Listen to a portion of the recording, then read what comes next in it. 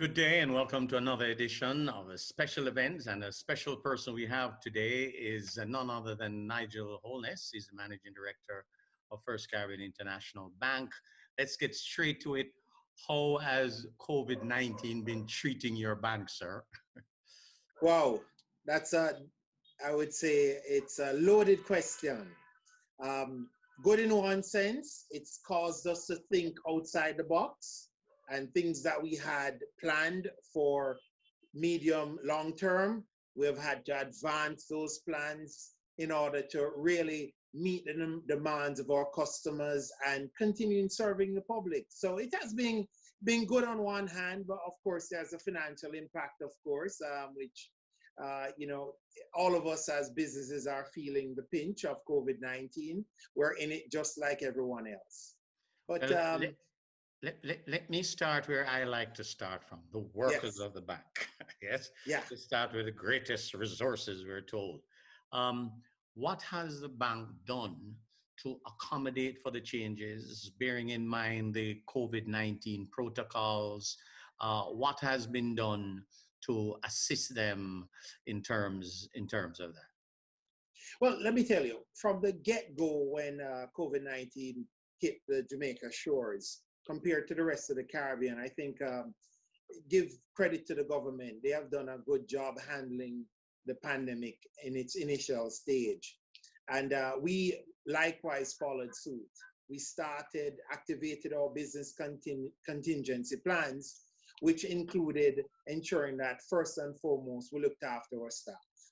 So the first thing we looked at was basically how would we keep our staff, protect our staff, ensure that our staff had adequate resources, funding to get through this pandemic.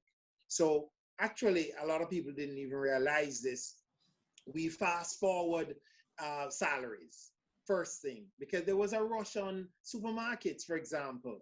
Persons were quite unsure what would be happening. Would the country be closed and needed goods and stuff to stock their homes, you know, to ensure that they had a week or 2 weeks of supply. And we looked at it and we said, listen, what's the best way we can help our staff? One, advance salaries. Immediately after that, of course, the second phase would have been, I'm sorry, let me just. Yes, that's fine. That helps. You're a working man. Right. Yeah, I do apologize for that. No So problem. the second phase really looked at how would we protect our environment to keep our staff safe and keep our customers safe at the same time. So we started to look at the physical environment, educating our staff obviously about proper hygienic standards.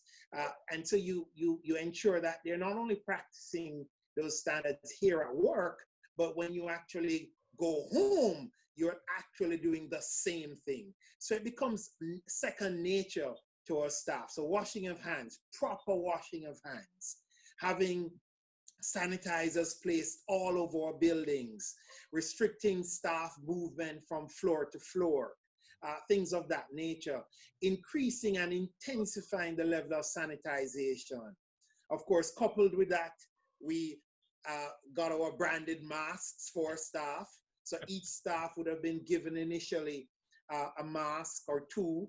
Of course, these just came on board, but we had to use the disposable masks in the first instance. But I think what was very concerning to us was the frontline staff, those who face the customers day in, day out, those who take public transportation. So what we did, we said, okay, we're going to categorize our staff, low risk, medium risk, high risk. And in the high risk would have been those who take public transportation. We looked at how we could either relocate where they work closer to home, or they would work from home during this period. So that literally caused us to look at the technology platforms, ensuring that they could take their laptop or their single-use device from their desk and work from home. Of course, that came with security protocols as well, because you're talking about customer information, data, and you had to secure that in a way that it would, your customers, you're meeting regulatory requirements, standards, all of those things. The third phase was, of course, the physical environment in which they operated in our branches. So, if you were to look at 10, 15 years ago, branch banking halls used to have these huge glass structures in front of customers. Yes. Those were torn down and it was more personalized service. Well, fast forward under COVID-19, here comes these structures once again. So we actually use Plexi Shield, a little more flexible to prevent, that interaction, that transfer in our branches, and of course, give the customer and as well the staff some level of security around that engagement. Of course, one of the critical things was face shields. We looked at some of those as well for those clients who are walking the lines and, really just ramping up every kind of device that was out there that, was brought about because of COVID-19 to protect individuals. Might I ask, as it related to the working hours, yes, Mm-hmm. the working hours and perhaps some closure of banks, Yeah. branches, did you have to consolidate? I hear you mention Yeah. the issue Yeah. So what we did, working close to where they live. absolutely. Absolutely. Yeah. What we did actually, we looked at our branch network. Where could we probably have contingent branches? So where you had more than one, we literally closed that branch.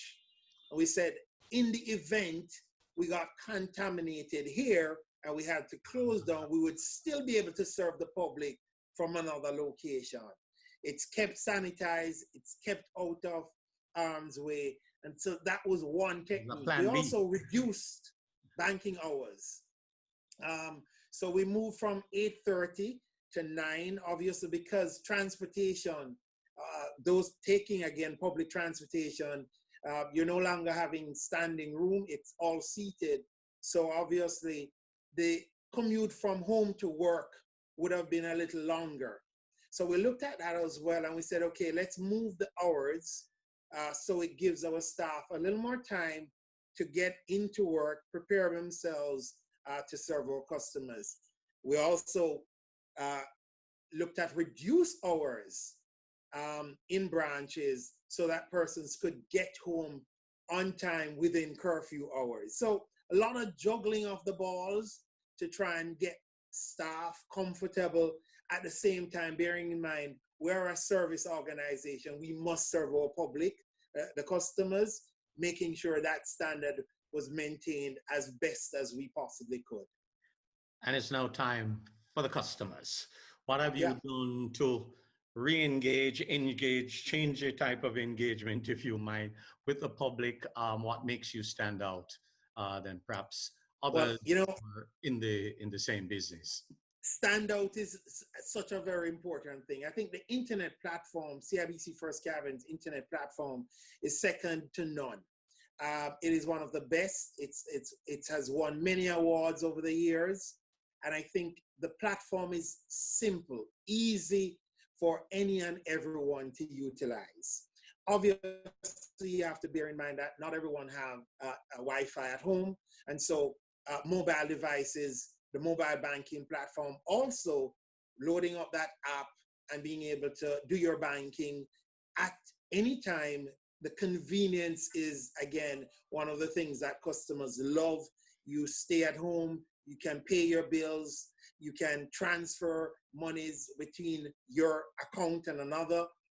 Salaries as well. We encourage businesses to come on board with our salary solution. So they use electronic payments to get, instead of paying a check, you use the electronic payments to get to your staff accounts, things of that nature. It makes it so much more convenient. So what that resulted in, of course, is a demand in terms of your technology platform, being able to stand up to this new increased traffic. And I'm talking about 35, 40% increase in traffic on the internet platform, on mobile banking platform, at our call centers.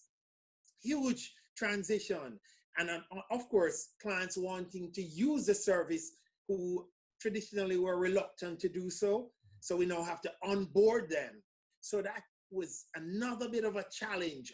How do we get them on the platform as quick as possible, ensuring that they understand that there's a component of safety that is required on their part, making sure we cross every T and dot every I through this transition period. So it was a learning curve, obviously, and every week we would examine what we did well, where we might have fallen short, and really just lift the bar to give the clients all that they needed to do.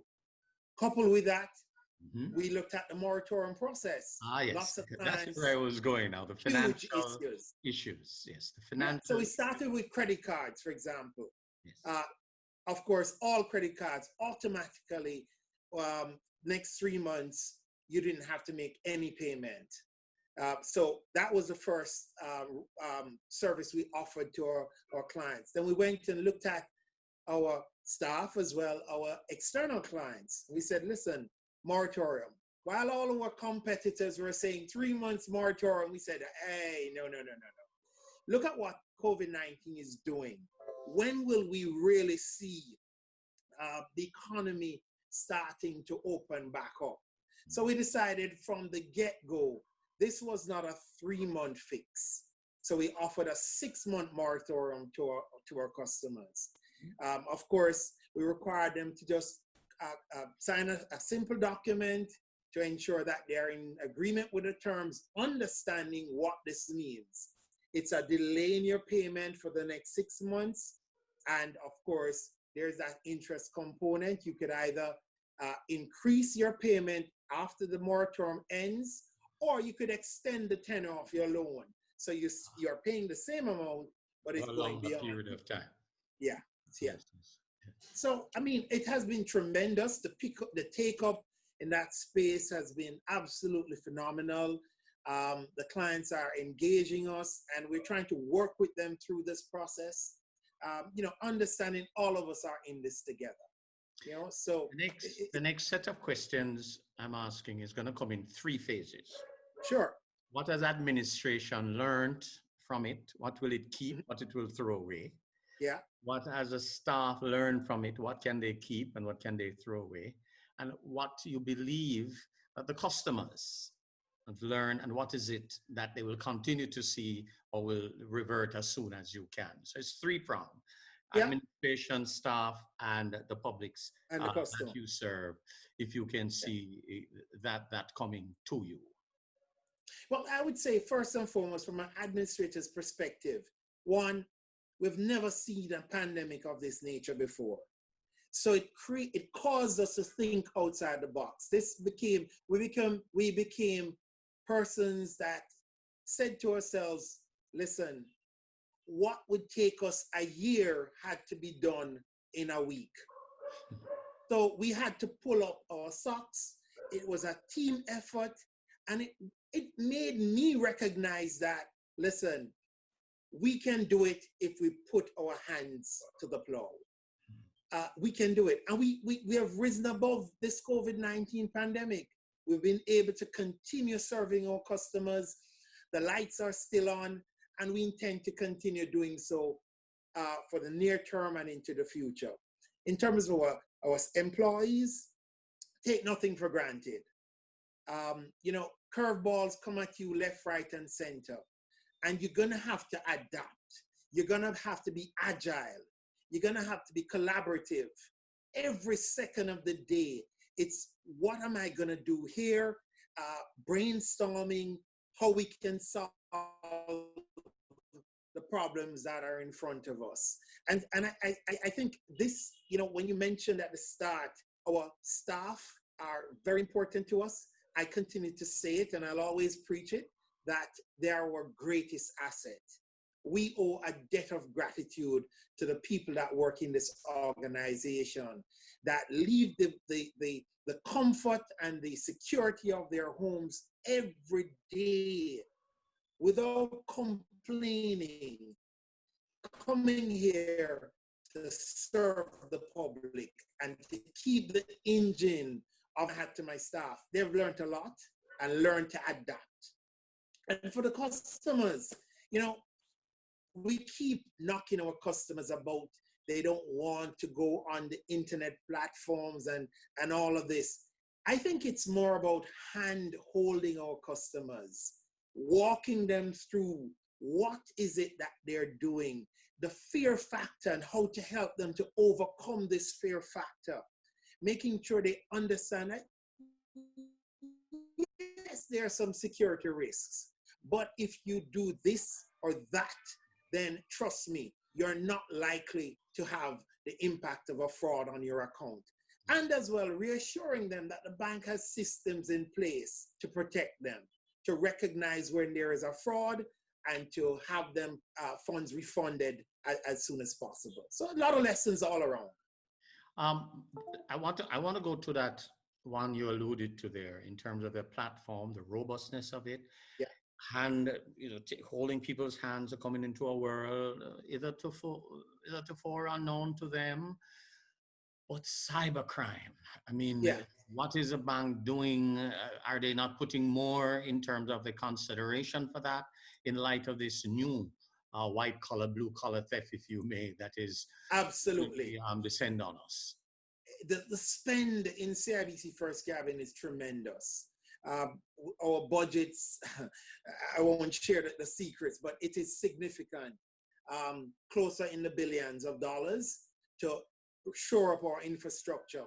The firewalls here, absolutely phenomenal. I would not have been able to use this platform had it not been for my personal device, because I can't use Loom on my bank device because it's not an approved system. The securities around it is not what we consider to be approved. So Microsoft Teams, for example, we've done the specs, we've looked at it, we've looked at the security. The bank is investing in the tools, the equipment to prevent cybercrime. Our firewall systems, every single moment we're upgrading, engaging with our partners in the technology world to ensure that we're upgrading and increasing our investment in protecting our data and our customers' data. Bearing in mind, the new data bill is soon to be upon us. We've talked about it for too long. It needs to be implemented now. And so we have been gearing up for that. And so the pandemic, and yes, it has opened a door for criminals, for fraudsters, but we are ahead of them. And we have to keep ahead of them every step of the way. Cards, for example, 2 years ago, we swapped all our credit cards to chip and pin, of course, removing that mag stripe where your data would have been stored. And so you're finding card fraud, credit card fraud have significantly been reduced because of that. However, debit card fraud is still relevant. That's because a number of institutions still use mag stripe cards. So we offer a solution. We offer the Visa debit card, which is chip enabled. So it gives you protection. So you can have two, but you can just simply say, well, for this one, I'm going to have a minimum balance on it. So yeah, I might get hit, but it's something that I can manage. Yeah. And the bank will refund me at some point once I haven't been exposing my data to folks. So these are some of the things that we've been doing. We've been talking about the two-factor authentication, for example. On our internet mobile banking platform, we have what they call the ability to switch off your credit card and switch it back on. You get an instant messaging that says your card has just been used. Michael, you've just used your card at store X for X amount of dollars. Well, I'm here. I have my card in my pocket. That's not me. I can go in to my mobile device and I can turn off that card. And instantly, the card is blocked. The transaction is halted. And we look into it, we go in and we replace that card because obviously it would have been compromised. So things like that, the evolution of protecting our customers, absolutely phenomenal. And as well, we've been pushing out a lot of messages on the social media platform, through our internet banking platform, about safety measures that you need to deploy. For example, you might have your password just be Michael. Yeah. Well, a hacker is going to say, what are the common themes that people typically use? Names of their loved ones, name of their wife, their daughter, birthday, things like that. Use algorithms, use a 10-factor password, so you can reduce the risk of someone actually knowing that password and hacking the system. Well, there's a side of CIBC that speaks to good customer and citizen relationship, Yeah. which causes you ever so often to don on some running shoes and what have you. They want this in twofold for me. What have you been doing during the COVID time to Yeah. assist, if you may? And Yeah. I know you have certain things on your calendar that you normally look out for, your 5K and your walk thing. And how are they stacking up? Can you speak to whether or not they're still going in line? And what have you been doing to make life a lot easier for several people Well, here? And how has it gone? it's good that you asked, Mike, because let me tell you, we haven't stopped giving to our communities. I think what we've done, we've shift gear in the areas where we're very focused on, like sports, education, things of that nature. And we've gone to a phase where we're looking to help communities, the less fortunate in our communities, the poor, those who need clothing, those in particular food. So churches that have programs, for example, or, we've gone to the extreme of helping a number of churches who have approached us to say, we're trying to feed a community. I was fascinated by a package that one of the churches brought when they showed us what they're doing. Over 500 households in one weekend that they're supporting. And we said, wow, we need to be a part of that. And so whereas we haven't been blowing the trumpet loud, we've been silently giving to these churches, these NGOs to support communities. Food for the poor. I remember Renee called me, my marketing manager, said, hey, Nigel, I just had a chat with Marsha. Marsha said, oh my God, the demand is overwhelming. What can we do? We quickly called a committee and we said, what can we do from the limited resources we have? We got to help Food for the Poor. These guys are doing a tremendous job in Jamaica. Jumped on it and gave them some support there. We looked at even the Ministry of Health in the early stages through our ComTrust, CIBC ComTrust out of First Caribbean, Barbados. We looked at, spoke with our CEO and said, how do we help the communities in the Caribbean?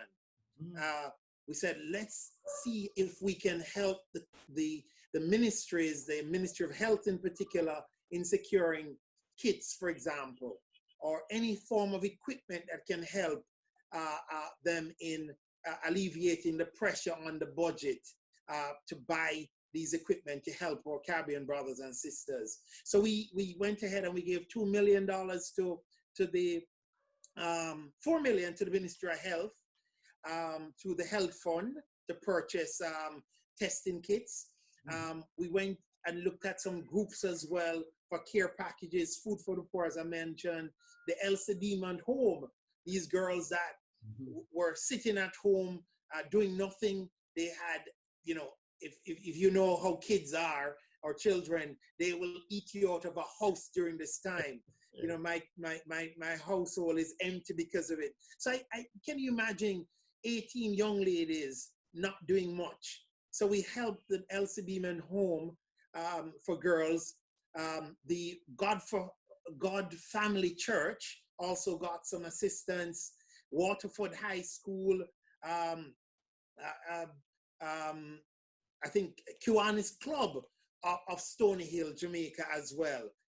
Jamaica Aid Support, Denby High School. These are just a Fellowship Tabernacle. I think just those come off the bat of my head. just to think about who we have supported.